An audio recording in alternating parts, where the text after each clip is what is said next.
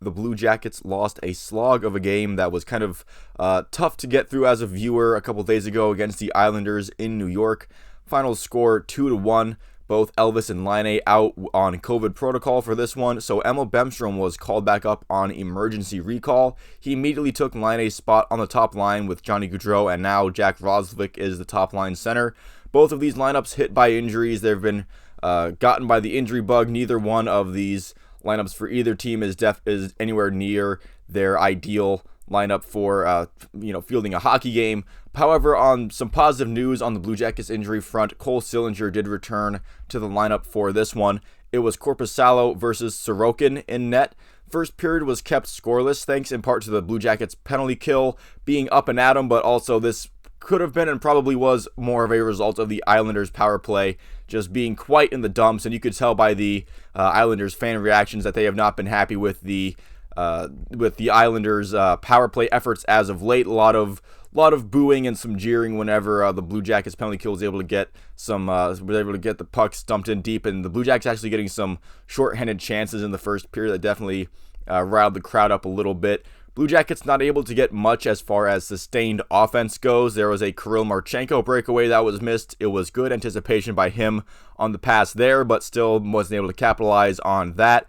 Islanders getting a bit more of the chances, although Korpisalo was solid throughout the entire first period, and really throughout the entire game too. It just didn't really go his way. It was the second period that would do the most damage to the Blue Jackets, as always seems to be the case. Pajot pouncing on a shot that squeaked by Korpisalo to make it 1-0 after about 7 minutes of play. And later on in the period, while the Blue Jackets were on a power play of their own, Johnny Gaudreau taking a bit of a frustration double minor to Beauvillier, and Beauvillier only getting the one minor. That results in some 4-on-4 hockey and an abbreviated Islanders power play. And on that Islanders power play, it would be Matthew Barzal with a one-timer goal, making it 2-0. Third period was mostly a snoozer, a 2-goal lead, and this one felt like it might as well have been a 10-goal lead. Islanders were all over any Blue Jacket attempt at offense.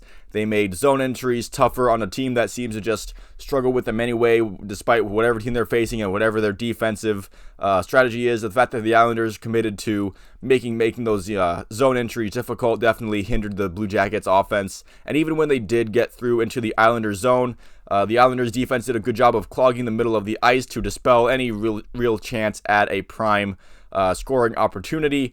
And eventually the Blue Jackets were able to beat Sorokin late and avoid the shutout with the empty net off of a deflection from Emil Bemstrom on a shot by Marcus Bjork. So nice to see Bemstrom get a goal on his first game back with the main club, but it was way too little too late for any realistic chance of forcing overtime in this one or anything.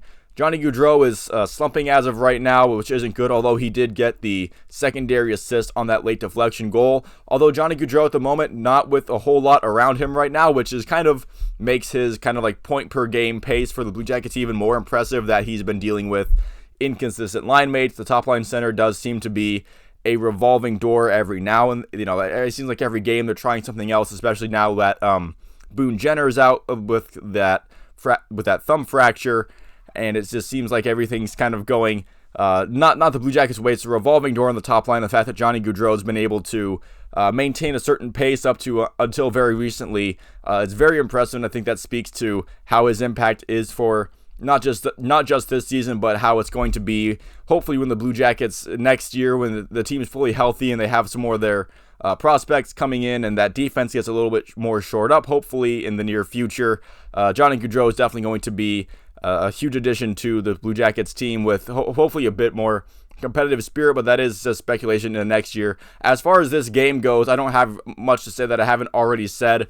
The offense is stagnant. The defense is awful. Korpisalo was pretty solid in this one. He only allowed 2 goals when the Islanders definitely feel like they dominated play more often than not, and there's just too many pieces missing for the Blue Jackets right now to get much of anything going. The Islanders, although they have a bunch of pieces missing too, and they still somehow managed to get scoring there. So I think that excuse kind of is running a little thin, although, if you're Brad Larson and you're the management team, you kind of excuse it by, well, of course the season was going to be trash because look at all the players we have out, although that does kind of ignore that earlier on in the season when there was still a lot more pieces healthy, this team was still performing at a pretty bad rate. But at this point, what are you going to do? They're not going to fire Lars at this point. I think his job is safe for the rest of this season, and in the offseason, who knows? There is a lot of question marks that are going to be answered this offseason as far as where the Blue Jackets fall in the draft and what they do with some of their management behind the bench and yada yada, but that is a long ways away. We're not even halfway through this season yet for the Blue Jackets, and it's going to be a long, bumpy road on this season as it continues. Thank you for watching. If you made it this far, I'm going to start abruptly ending videos like